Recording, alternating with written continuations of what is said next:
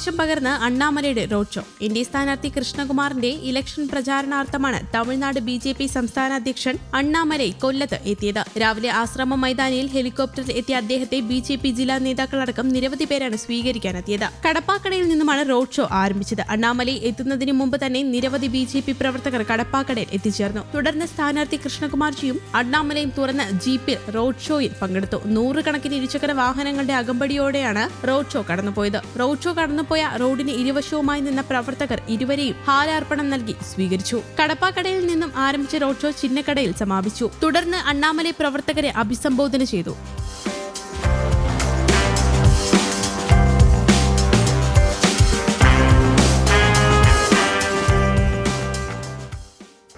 India முழுவதும் பிரதமருடைய கனவு என்பது குடிக்கிற தண்ணி என்பது குடிநீர் மூலமாக வர வேண்டும். ஜல் ஜீவன் மிஷன்.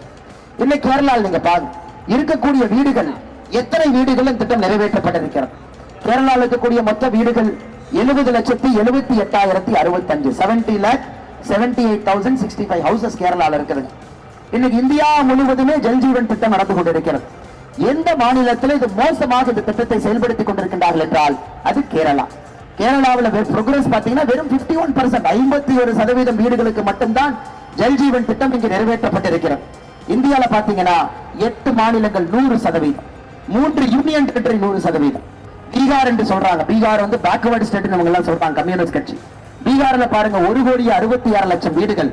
பீகார்ல 96% പ്രോഗ്രസ് റേറ്റ്. 96% ബീഹാറിലെ இந்த വേലയെ മുടിച്ചിരിക്കുകയാണ്. LDF-നെയും UDF-നെയും രൂക്ഷമായ ഭാഷയിൽ വിമർശിച്ചായിരുന്നു അണ്ണാമലയുടെ പ്രസംഗം. രണ്ടാം ഘട്ടം കഴിയുന്നതോടെ ഇന്ത്യ മുന്നണി തകരുമെന്ന് അദ്ദേഹം പറഞ്ഞു. തമിഴ്നാട്ടിൽ ഇലക്ഷൻ കഴിഞ്ഞതോടെ ഇന്ത്യ മുന്നണിയിൽ അടി തുടങ്ങി. UP ഭരണകാലത്ത് ഇന്ത്യ 20 വർഷം പിന്നോട്ട് പോയി. സംസ്ഥാനം നടപ്പിലാക്കുന്നത് എല്ലാം കേന്ദ്ര പദ്ധതികൾ ഒന്നുകിൽ പേര് മാറ്റും, അല്ലെങ്കിൽ നടപ്പിലാക്കുന്നത് തടയും. ജൂൺ 4-ന് കേരളത്തിനും കൊല്ലത്തിനും മുക്തി കിട്ടുമെന്നും അണ്ണാമലൈ പറഞ്ഞു.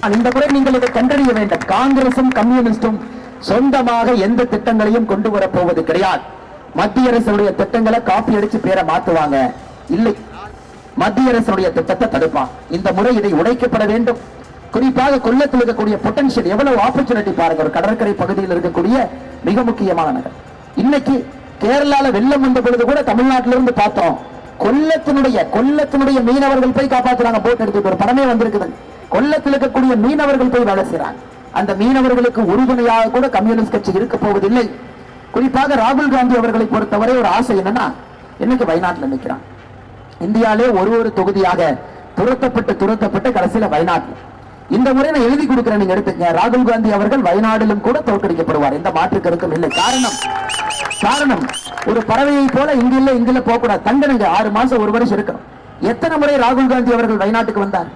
ஒரு ஆச்சரியம் பாத்தீங்கன்னா, വയനാട്ടിൽ இந்த முறை ஒரு எலிஃபண்ட், ஒரு யானை ഒരു മനുഷ്യരെ കൊണ്ടുവച്ചു. ദക്ഷിണ മേഖല പ്രസിഡന്റ് K. സോമൻ, ജില്ലാ പ്രസിഡന്റ് BB ഗോപകുമാർ, സംസ്ഥാന സമിതി അംഗം AG ശ്രീകുമാർ, ജില്ലാ വൈസ് പ്രസിഡന്റ്മാരായ R. സുരേന്ദ്രനാഥ്, ശശികല റാവു, സെക്രട്ടറിമാരായ കൃപ വിനോദ്, പാർലമെന്റ് ഇലക്ഷൻ കമ്മിറ്റി രക്ഷാധികാരി RK രാധാകൃഷ്ണൻ, യുവമോർച്ച ജില്ലാ പ്രസിഡന്റ് പ്രണവ്, മഹിളാ മോർച്ച ജില്ലാ ജനറൽ സെക്രട്ടറി ഐശ്വര്യ എന്നിവർ റോഡ് ഷോയ്ക്ക് നേതൃത്വം നൽകി.